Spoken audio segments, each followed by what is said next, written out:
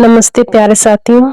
तो कैसे हैं आप सभी? आई होप आप लोग मस्त और ज़बरदस्त होंगे और अपनी पढ़ाई को पूरी एकदम जी-जान लगा के पढ़ाई कर रहे होंगे आप लोग। उम्मीद तो वही है। क्योंकि कल जो मेरे भाई लोग थे, कमेंट में बता रहे थे कि हम लोग न्यू हैं, तो हम लोगों को उतना सिलेबस के बारे में मालूम नहीं है, तो बता दीजिए दीदी ऐसे करके। तो इसीलिए मैं आप लोगों को आज बताने आई हूँ। तो देखिए एसएससी-जीडी में जो है सब्जेक्ट रहता है उसमें 4 मैथ, रीज़निंग, जीके, जीएस और हिंदी, ठीक है? और ये हिंदी के लिए अगर स्पेशली हिंदी के लिए बात किया जाए तो हिंदी में देखिए अभी थोड़ा-सा पैटर्न चेंज किया है। चेंज नहीं मतलब इसमें ऐड किया है, ठीक है? तो 4 चैप्टर इसमें ऐड किया है जैसे प्रशासनिक और पारिभाषिक शब्दावली और ये पुलिस से रिलेट और ये विराम चिन्ह वगैरह भी पूछा जा रहा है इसमें, ठीक है? तो और ये रीजनिंग में जो है पहले कैलेंडर और क्लॉक से क्वेश्चन नहीं पूछा जाता था, लेकिन इस बार से एसएससी-जीडी जो है पूछा जा रहा है। और मैथ के लिए आपको बताऊँ पहले उतना उनका वेटेज नहीं था वो बोर्ड एंड स्ट्रीम, लेकिन इस बार से 2 से 3 क्वेश्चन पूछा था उस बोर्ड एंड स्ट्रीम से, ठीक है? तो बाकी तो जैसे प्रॉफिट लॉस वगैरह, प्रॉफिट लॉस, ये डिस्काउंट, ये percentage, average, simple interest, compound interest या एवरेज वगैरह वो सब तो बेसिकली पूछा ही गया है। ये तो बेसिकली सभी को मालूम ही होगा। और हाँ, मैथ और रीजनिंग में तो कोई दिक्कत नहीं है, बस सेम सेम चीज़ है, वही चीज़ है और जीएस में भी वही चीज़ है, हाँ। और ये रीजनिंग में जो है वही है कि कैलेंडर और क्लॉक से भी पूछा गया था इस बार। और हिंदी में ज़्यादा से ज़्यादा अगर चेंज देखने को मिलेगा तो थोड़ा-सा चेंज देखने को मिलेगा तो ये हिंदी में, ठीक है? तो हिंदी के लिए अगर आपको कुछ हिंदी में कुछ दिक्कतें हैं ऐसे कि कौन-सा पता नहीं कहाँ से पढूँ, कैसे क्या वैसे 4 चैप्टर कौन-सा आखिर कौन-सा है, कैसे पूछा जा रहा है, वो चीज़ मैं आपको बताने जा रही हूँ अभी। तो पारिभाषिक शब्दावली और प्रशासनिक शब्दावली और ये विराम चिन्ह और यह पुलिस से रिलेट यही सब है और कुछ नहीं, नया चीज़ तो। तो अ, उम्मीद करती हूँ अभी से आप लोग लगे होंगे पढ़ाई में, है कि नहीं? क्योंकि अगर आपने अभी तक तैयारी स्टार्ट नहीं की है कि आपने ये सोच के रखा है कि नहीं फॉर्म आएगा तब जाके फॉर्म फिल करेंगे तब जाके पढ़ूँगी, तो ये मेरे भाई या मेरी बहन लोग जो भी हो, ये अब बहुत मतलब रिस्क एक तरफ से रिस्क लेके चल रहे हैं। क्योंकि हर कोई मतलब अभी से वो लोग तैयारी में बहुत बहुत संख्या में जो है तैयारी में लग चुके हैं और आप ये सोच रहे हैं कि नहीं वैकेंसी आएगी तब जाके पढ़ेंगे तो आप थोड़ा-सा दिक्कत आएँगी, ठीक है? तो अगर आपने अभी तक तैयारी नहीं की है तो अभी से तैयारी कर लीजिए, बैठ जाइएगा, ठीक है?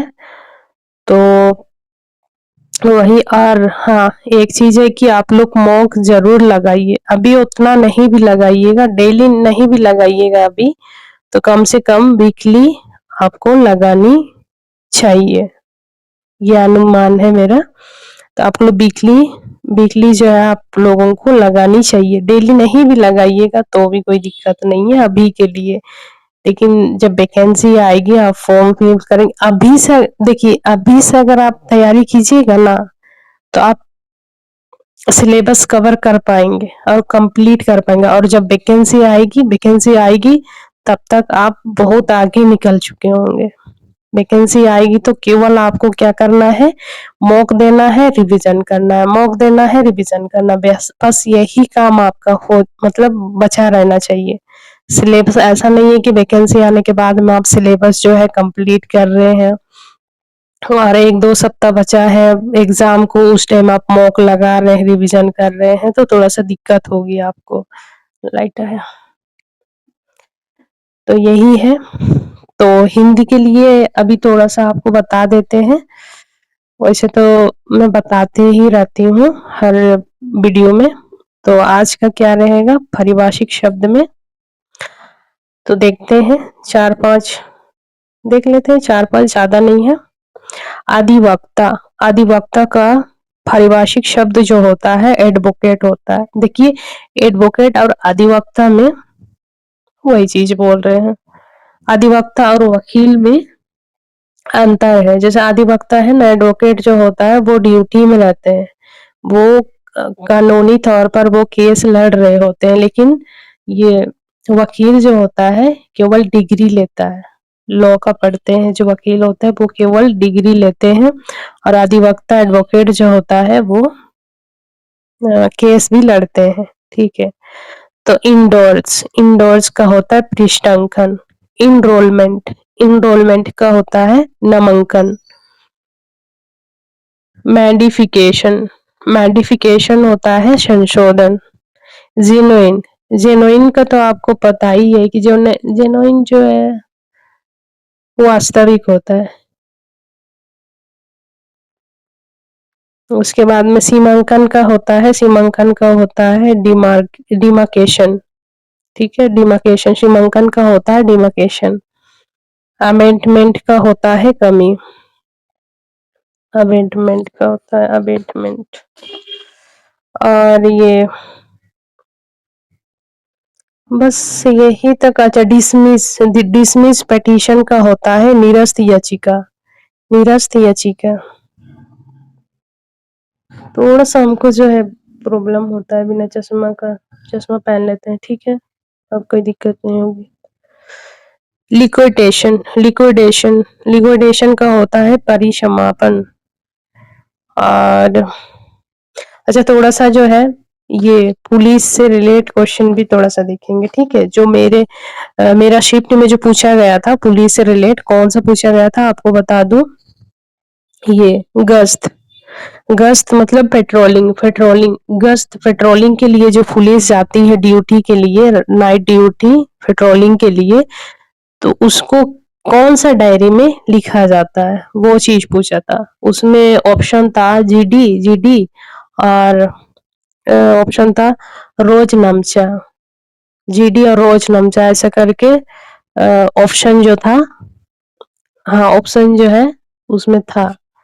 तो जीडी का मतलब होता है जनरल ड्यूटी, नहीं होता डायरी, होता है जनरल डायरी।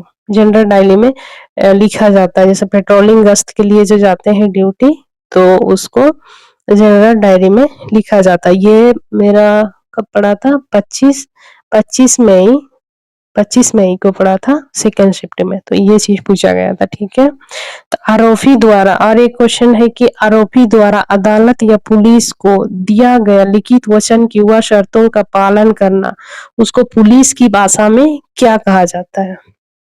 तो उसकी पुलिस की भाषा में कहा जाता है मुचलका या पर्सनल बॉन्ड।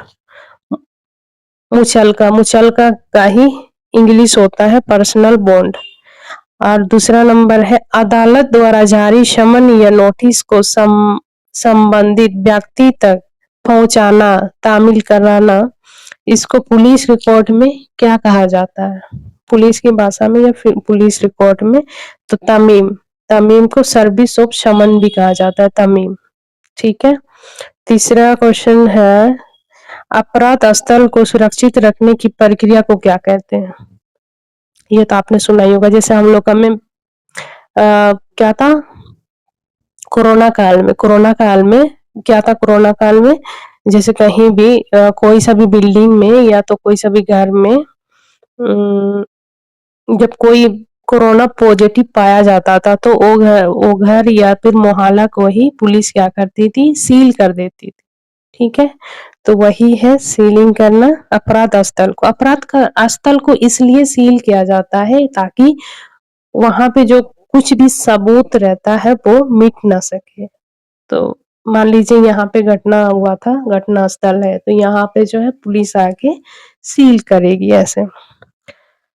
फिर अभियुक्त, अभियुक्त का होता है आरोपी व्यक्ति, जो जिस पे आरोप लगा है उसको आरोपी बोलते हैं ना। जमानत का अर्थ क्या होता है? अस्थायी। जमानत का अर्थ होता है अस्थायी रिहाई, ठीक है। और चार्जशीट, चार्जशीट को बोलते हैं जांच पत्र, ठीक है। तो इसी तरह से, इस तरह से मतलब यह का जो है पुलिस से रिलेट जो है क्वेश्चन पूछा गया था इस बार, ठीक है। आई बात समझ में? तो अगर आपको कुछ भी दिक्कत होगा तो मेरे साथ जुड़ जाइए, मैं आपको बताऊंगी कि क्या क्या पूछा गया था। ये तो बस एक उदाहरण दे रही थी पुलिस का कि मेरे शिफ्ट में जो है ये गश्त पेट्रोलिंग का पूछा गया था, ठीक है। तो तो यही है आज की क्लास। तो मैं आप लोगों को यही सजेशन दूंगी कि आप लोग जो है अभी से तैयारी कीजिए, अभी से मतलब कब से तैयारी तो आप कर रहे होंगे, लेकिन अभी जी जान लगा दीजिएगा। अगर जो भी स्टार्ट अभी तक भाई बहन जो भी स्टार्ट नहीं किया है एसएससी जीडी 2027 के लिए, तो भाई हम आपको बता रहे हैं कि अभी से लग जाइए तैयारी में, बाद में रिग्रेट ना हो जाए कि काश मैंने उस टाइम पढ़ लिया होता, काश मैंने उस टाइम कर लिया होता, इस टाइप से, ठीक है। क्योंकि समय पार होने के बाद में पछताने के अलावा और कुछ नहीं मिलेगा। अब जितना भी पछताए या रिग्रेट करें, वो आपका जो समय था उसको आप नहीं ला पाएंगे। और ये ना सोचे कि नहीं मेरा तो, हम तो जो है मेरा तो और 2 साल 3 साल बाकी है एसएससी जीडी के लिए, मैं तो आराम से कर लूंगा या कर लूंगी, 1 साल इस बार नहीं हुआ तो क्या अगले साल कर लूंगी, फिर अगले साल कर लूंगी, नहीं होगा तो फिर लास्ट टर्म में। और लास्ट में जो होता है ना उस टाइम डू एंड डाई, यही रह जाता है, डू एंड डाई, करो या मरो, उस टाइप से। मान लीजिए नहीं हुआ तो लास्ट टाइम में ये होता है ना, मन में आ, बहुत सारी सवालें पैदा हो जाती है। पता नहीं अब इस बार नहीं हुआ, यही मेरा लास्ट अटेम्प्ट है, इस बार नहीं हुआ तो क्या होगा, उस टाइप से। और जो मान लीजिए आपने पूरी 3 साल 4 साल पूरी जी जान लगा दिए हैं, मैं अपना इस पे मेरा जो अपना अनुभव है मैं आपको शेयर कर रही हूँ कि आपने 3-4 साल पूरा रगड़ रगड़ के पढ़ लिए, रगड़ लिए खुद को, फिर भी अगर नहीं हुआ, कुछ गलती की वजह से नहीं हुआ, तो समाज आपको जीने नहीं देगी। ये एक रियलिटी है, मैं आपको बता रही हूँ। समाज क्या कहेंगे पता है? जब आप गाँव जाएंगे, जब आप गाँव जाएंगे तो कोई पूछेगा आजकल क्या करती हो? तुम वहाँ पे रहती हो ना? कहाँ रहती हो? फलाना फलाना जगह पे रहती हो।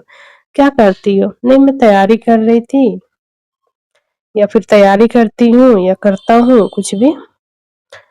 तो किसी दिन आपको आपसे भेंट होगा, आपको पूछेंगे कि तुम तो बता रही थी या तुम तो बता रहा था कि तुम तैयारी कर रही हो, कुछ कर रही हो। हाँ, मेरे साथ में ऐसा हुआ है। हमको पूछा गया कि क्या करती हो? मैंने कहा कहाँ तक पढ़ाई की हो, या फिर पढ़ाई कर रही हो कि क्या कर रही हो? मैंने कहा ना ऐसे-ऐसे जो है यहाँ तक मेरा डिग्री है, तो मैं जो हूँ अभी सरकारी जॉब का तैयारी। क्या चीज़ तैयारी कर रहे हो? हाँ, ऐसे-ऐसे ये। कब तक पढ़ेगी? कब तक पढ़ते रहेगी? अभी तक तुम्हारा जॉब नहीं लगा है। बाकी लोग का तो लग जाता है इतना जल्दी। तो उस टाइम में हमें जवाब क्या दूँ बताइए? वैसे भी मेरे पास तो कोई सक्सेस का कोई प्रूफ भी नहीं है कि नहीं मैंने जो है, और बोलने से भी वो लोग थोड़ी मानेंगे, नहीं मेरा जो है 1 नंबर से रह गया, 2 नंबर से मेरा सब कुछ हो चुका था, मेरा 1-2 नंबर से रह गए थे, नहीं हुआ। ये चीज़ बोलेंगे तो वो लोग मानेंगे? नहीं मानेंगे। ये दुनिया ऐसी है, ये समाज, दुनिया के लोग, ये समाज के लोग, या यहाँ तक कि परिवार वाले भी आप पे शक करेंगे। पता नहीं क्या करती थी, बोलती तो थी कि पढ़ाई करते हैं। अभी तक पता नहीं क्या कर रही थी उस टाइप से। अपने घर वाला भी आपको शक करने लग जाते हैं, समझ रहे हैं? जिस टाइम आपका जॉब नहीं लगेगा उस टाइम बेटा बता रहे हैं आपको, आप एक-एक निवाला भी आप एक-एक निवाला के बारे में भी आपसे बोला जाएगा। घर में खाली मुफ्त का रोटी तोड़ते रहती हो, भूखा रोटी तोड़ते रहता है। अगर सरकारी जो नौकरी नहीं मिल रही है, नहीं लग रहा सरकारी नौकरी, तो कहीं जाके काम कर लो। कम से कम अपना इनकम तो आएगा तुमसे। काम करते-करते पढ़ाई करो। जब बैठ के तुम्हारा इतना आराम से तुम केवल तैयारी कर रही थी, उस टाइम नहीं हुआ, तो कुछ काम करके कर लो, कुछ काम कर लो। अभी तो बड़ी हो गई हो, बड़ा हो गया है इस ऐसे। ये होता है। जब आपकी जॉब नहीं लगेगी ना, आपकी कोई इज़्ज़त नहीं रह जाती है। ना माँ-बाप, चलिए माँ-बाप का तो छोड़िए, वो तो आप सक्सेस नहीं भी होंगे तो आपके साथ हमेशा रहेंगे। ठीक है? लेकिन समाज जो है आपको जीने नहीं देंगे। ये बात तो एकदम सच है। ठीक है फिर, तो अच्छा से तैयारी कीजिए। आज की आज के लिए बस इतना ही। मिलते हैं शाम को, ठीक है? नेक्स्ट वीडियो के साथ में। धन्यवाद।